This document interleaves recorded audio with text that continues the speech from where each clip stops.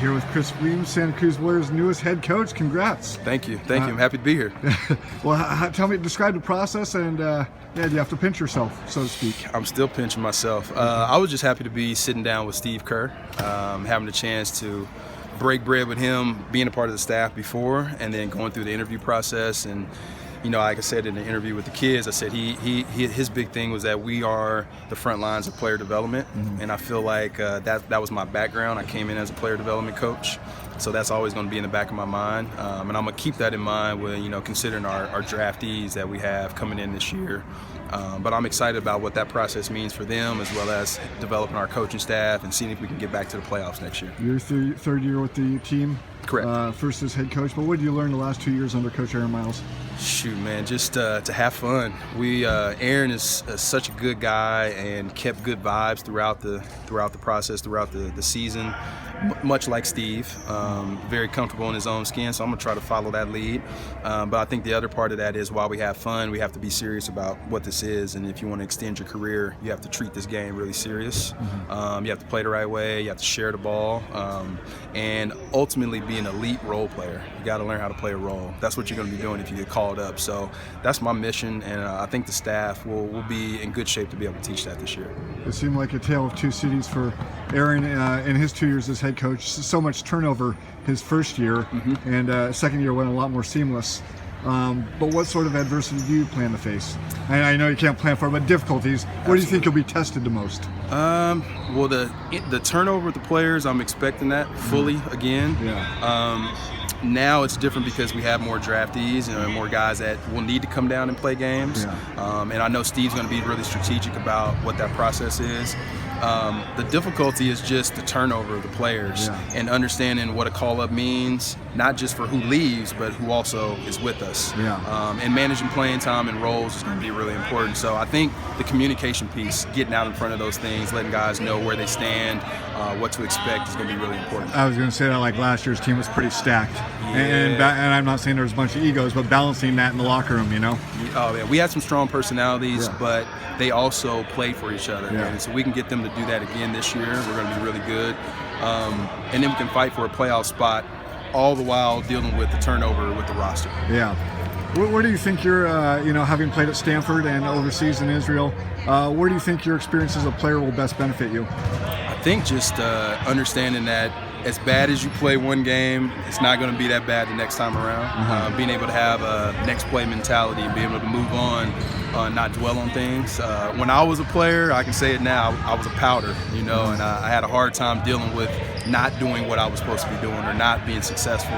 And basketball is a game of mistakes. So if you can minimize the mistakes and do the things well and do that at a bigger clip, you're going to have success. And so that's the kind of message I'll push to the guys in terms of my own playing career. Yeah. Right, roughly about 8 years ago, you were coaching a high school team. Right. There's no correct way to climb the ladder. No, there's not. Everybody's path is different.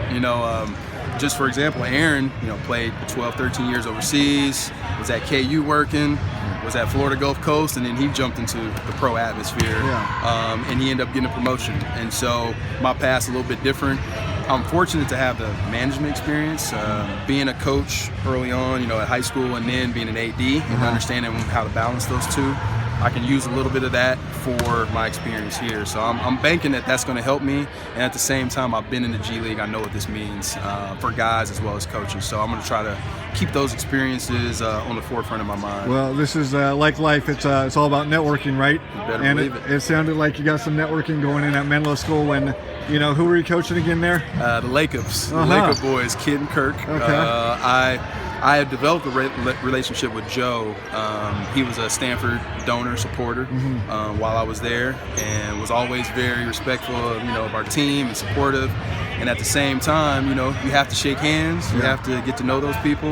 And sure enough, when I was working there and sending them season tickets, he says, "Hey, you know anybody who wants to coach my son's team?" I said, "Shoot, I can do it." Yeah. And he didn't believe me. He said, "No, you don't want to do that." And I said, "Call me." He said, "Call me back the next day if you want to do it. I'll get you an interview." And so, some years later, now I'm getting a chance to coach his G League team. Yeah, so I'm going to try and coach her if I want to write at ESPN, right? Just take that route? That's the way to do it. I'm just kidding. So how about what sort of success did you have there? I haven't looked through the CCS archives just yet. Oh, I get to brag about Yeah, my team. yes. So we won 5 straight league titles. Few in the PAL, I think 4 in the PAL and 1 in the WBAL. We moved to a private school league. Back-to-back CCS titles, 3 straight years in the CCS championship game. Nice, that's quite awesome. My players are going to be loving me right now. Yeah, sure, yeah. Shout out from Menlo. That's right. That's awesome. And then this year, now what takes? Do you get to name your own staff, or is it kind of named for you? Yeah. Well, I had some guys in mind already. So Mike Lee is going to be returning, who was with the staff as an assistant last year. And then James Andricevic, who was on the staff the previous year, the previous time when they won the championship. Okay. So I have a lot of experience coming back, and I'm excited about working with those guys, mainly because they can support me in my first year as a head coach. And how about with Aaron the last couple of years in the postseason, spent time up there, learning from Coach Kerr? Has the same sort of opportunities been afforded to you thus far in any way? Yeah. I talked to Steve about that. I'll get a chance to be in with the team in preseason. And people are sleeping on the Warriors. We might make a deep run in the playoffs, and that will actually have my experience too, to be with them after the season's over. So whatever happens, I'm looking forward to it. I'm going to take it all in. And I think thus far you have 2 players set on your roster. So how's the team looking so far? The team is still a lot of question marks. We know the 2 ways. Yeah, exactly. I know those guys, being able to work with them in the summer as well as last year. Yeah. But we'll see about who's going to end up on this team. Yeah. The main thing is we want guys who understand, like I said, what their role is and how to play that effectively. But what that also means if you're going to get called up. Awesome. Well, I do appreciate it. Thanks so much. Thank you.